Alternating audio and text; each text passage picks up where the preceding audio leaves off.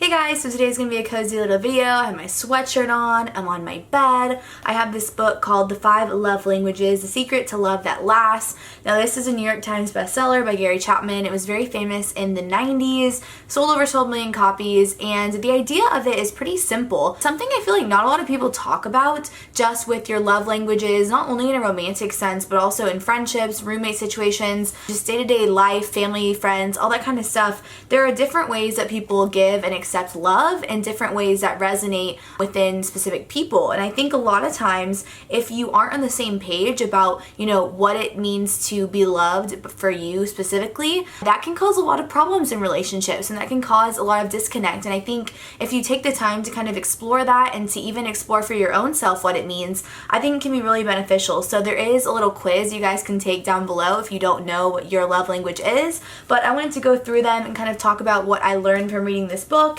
and kind of some cool ideas that I thought about, and then some ideas that I also kind of think ways you can kind of implement this into your life and your relationships, and hopefully for the better learn to better communicate your love for others and have them do the same for you. So I'm gonna go ahead and just kind of run through them, and then I want you guys to guess which one is mine. Now most people obviously are a mixture of all of them. I think they're all very important in relationships. It's not to say like if you're one specific type you can't be the other. So of the 5 love languages, the first one is words of affirmation. Now this is going to be obviously spoken, affirming their love for you, compliments, really praising you, giving you uplifting thoughts and ideas. And it's also people that like this are really affected by insults and like negative things being said to them. And I think this one is interesting because you would think most people would be this, obviously. A lot of people obviously like being told that they're loved and cared for, but it is interesting because for specific people, like words don't mean as much as actions do, and vice versa, of course. For some people, they can't express verbally as well, but they maybe do something for you through their actions that's supposed to express their love. So kind of talking about this and understanding it again can really help you understand your partner a lot better, and can also help you understand your own self. Like if you're someone who needs to be affirmed, you need that reassurance, that connection, and someone verbally telling you how they feel about you. This one I find is very common with women, not to generalize, but I know a lot of men can have difficulty expressing verbally their feelings and kind of articulating that and such. And I think a lot of girls, just as a slight generalization, we maybe read romance novels and we watch like romantic movies and kind of things like that from a young age. So we kind of like build up this idea of how to talk to someone with our words and how to tell them that we love them and we care about them. And even the idea of like love letters and all that kind of stuff. Someone expressing their emotion for you with words is something that I think a lot of women really resonate with. I know I definitely do. I love being told special things like that. So I definitely think words of affirmation is an interesting love language, and I would think it's kind of the most simple in a way. Like you would think just off the bat most people would be in tune with that. A lot of people aren't, surprisingly, and if that is something for you that's really important, I would definitely think that you should express that to your partner, because then maybe they can become more comfortable with it. I think for a lot of people, and especially men, they just don't really know how to go about it. Like they don't know how to be not seeming cheesy or kind of like silly, and if they're not someone that's used to professing their love and talking about their feelings and emotions, it can be a little intimidating trying to express that love to you, especially if it's the way that your love language works. The next love language is quality time. Now this seems pretty simple, but I think in relationships, if you're together a lot, you think, oh, well, we spend time together, often. But I don't think that that's really the way that some people are shown love through their love language of quality time. I think what this is more so focusing on is doing a shared activity or a hobby, or becoming interested in the other person's activity that they want you to do and giving them your full attention. So really being present and in the moment, having no distractions, no phones, no TVs going on, really showing them that you're listening and you're engaged and you are focused on your time with them, not just like, oh, we're laying on the couch together like we do every night. Something more kind of specified than that, where you're really showing effort being shown into what they're interested in or something they want to do, and kind of showing that you're up for it as well. Even maybe if it's not your hobby that you would engage in alone, but because you're with them and you're spending that quality of time with them, it's something that kind of shows that you care for them, that you love them, and that they're important to you. Something that's easy that I think you can do with this is cooking. I know that, in quarantine and stuff, lots of people are ordering in food, and people kind of, I don't know, I feel like people stopped cooking as much, although I personally have been cooking tons of meals while in quarantine. I really have not been ordering or going out to dinner at all. I just really prefer cooking. I know it's really healthy and it's fun, and it's something you can do with a partner, with a friend, or a roommate, and it's great quality of time. You have to have some teamwork, work together, and just kind of bond over that. I think a lot of different things that you can do together that are bonding are really things that strengthen your relationship and will also kind of affirm that love language through quality of time. And I have teamed up with HelloFresh once again. You can use my code Parken80 for a total of $80 off, including free shipping of your first box with purchase. You can go to HelloFresh.com for more details and to redeem that. So HelloFresh is a meal kit service that's going to be sent directly to your house. I love that they have pre-portioned ingredients, and it means that there's less prep time for you and also less wasted food. The packaging that HelloFresh uses to ship your food is almost entirely made from recyclable and already recycled content, so you know that you're doing something good as well. You can easily change your delivery dates or your food preferences depending on what you're into. I personally chose a vegetarian one for this month, and I love it. I really have not been interested in eating meat, just during quarantine kind of fell off the wayside for me, but I definitely have noticed a difference in my energy levels as well as my body. I feel like I've definitely toned up a little bit since kind of being, I would say, like 80% vegetarian, and so far all the meals that I've had from HelloFresh that are vegetarian are super yummy that I really just haven't even missed meat at all. There's really something for everyone, including low-calorie, vegetarian, family-friendly recipes every single week, and they have more 5-star recipes than any other meal kit, so you know that you're always getting something really delicious. I also love the produce gets to you faster than a grocery store, so it really arrives at peak freshness and flavor. As you can see, all the vegetables that arrive for me are perfect and so yummy as I begin to cut them up.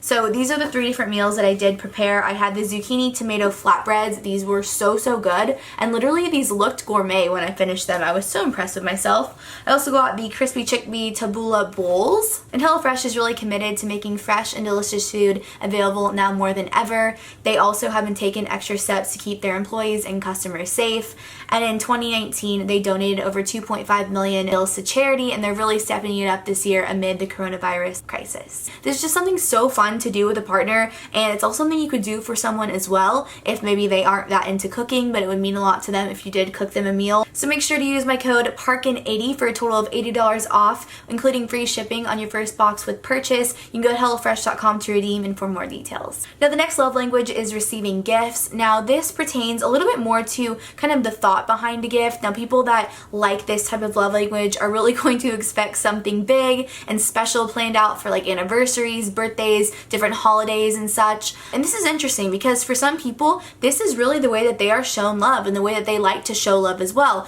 They really put a lot of effort and time into choosing out the perfect gift and making the perfect card and all this kind of stuff. But on the flip side, some people can become really uncomfortable and awkward when someone buys them a gift or spends money on them, and maybe that's not the way that they are shown love. So this is kind of why it's so important to really talk about this stuff with your partner, take that test together, take it separate, and then kind of compare your scores and kind of see where you guys align on that, because I think it's something that can be really important and interesting, because I definitely know lots of couples where one person is really big into celebrating holidays and anniversaries and making it a big spectacle, while the other person doesn't care as much and it really doesn't matter to them. And again, somewhere you gotta kind of meet in the middle to make sure that both parties are getting their needs met and feeling validated and feeling loved in the way that makes them feel the best. The next love language is physical touch. Now this doesn't relate to like sex or that kind of physical intimacy, but more so like someone holding your hand, PDA, putting their arm around you, just kind of like showing they're there for you physically. I think this one is really interesting because again, I definitely identify with this. For me, like if someone holds my hand or puts their arm on my shoulder while they're like consoling me or talking to me, that makes me feel loved and protected and wanted. Even if you've been in a long-term relationship and you sleep with someone consistently, sleep in their bed, where like someone's like rolled over towards you and then you notice they like roll away from you, like that can feel like, oh my gosh, like are they mad at me? Is something wrong? But for some people, like that doesn't have any weight to it. It doesn't mean anything. It just means they're uncomfortable and moving. But some people might take that as like a diss or think something's wrong. So it's really, again, important to kind of think through that and kind of decide. On the flip side, I know a lot of people that aren't into PDA, and that's definitely not their thing. And you know, if that's you or that's someone, you definitely should kind of have an understanding on that, because some people don't like someone clinging to them and grabbing all over them in public, but to other people that's really important. And if you're not shown that intimacy and kind of that physical touch in public, it can feel kind of like they don't care about you and they don't love you. But again, this is all just preference. So it's something that really comes down to you personally, what you like, what makes you feel good, and really having that open and honest communication back and forth with your partner so that you can make sure that you are both kind of on the same page about it. And the last love language is going to be acts of service. Now I saved this one for last because I'm gonna be honest, this is the one that I had 0% in when I took the test. This for me is not a love language, but for someone that's very close to me, this was like their number one thing. So it's just so interesting the way that different people kind of express and accept love. And now this kind of relates to someone doing something for you that's helpful, that's gonna take off some stress for you.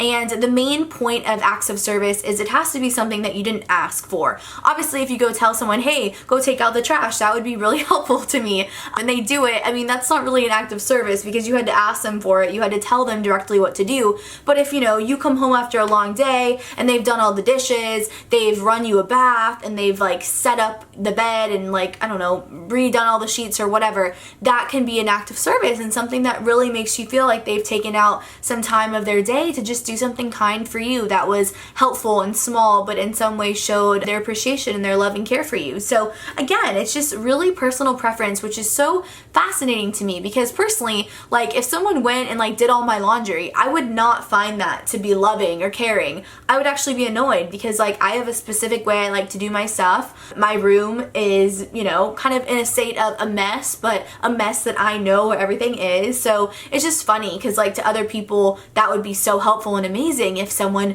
went through and did all their laundry and organized their pantry, but for me, I would not find that nice or like helpful at all. So this is why it's so important to really figure out what someone's specific love language is, because just because mine is 0% acts of service, someone else might be like 90% that's the way that they are shown love or the way that they like to show love.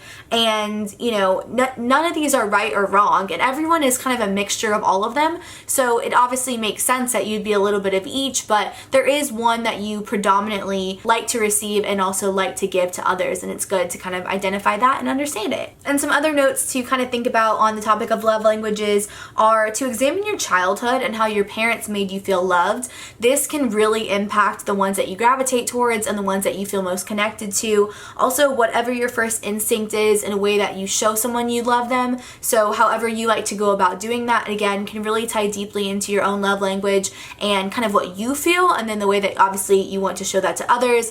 It makes a lot of sense that the way that you feel like love is shown to you is kind of your first idea of the way to show it to someone else, and to not get discouraged if someone doesn't accept it in the way that you would, because just because two people are together doesn't mean that their love languages are compatible. You can be completely compatible as long as you just know what's going to make the other person feel loved and secure, and having that open and honest dialogue back and forth is what you can do to help you make sure you kind of bridge that gap there. And then also realizing how you've been hurt in the past can help you recognize what maybe was lacking in past relationships or things that weren't fulfilling you, and you can kind of use that to apply it to a love language now and kind of express that to your partner to make sure that you guys can meet somewhere in the middle and be communicating your love in a way that is received well by both of you. So that's it for my love language video. If you guys enjoyed it and found it interesting, let me know if you'd like to see more videos like this, kind of about psychological ideas and love. I really enjoy talking about relationships and everything that goes into it. I find it very fascinating, and definitely go take that quiz. I'll leave it down below. Let me know what y'all's results are. I would love to hear them,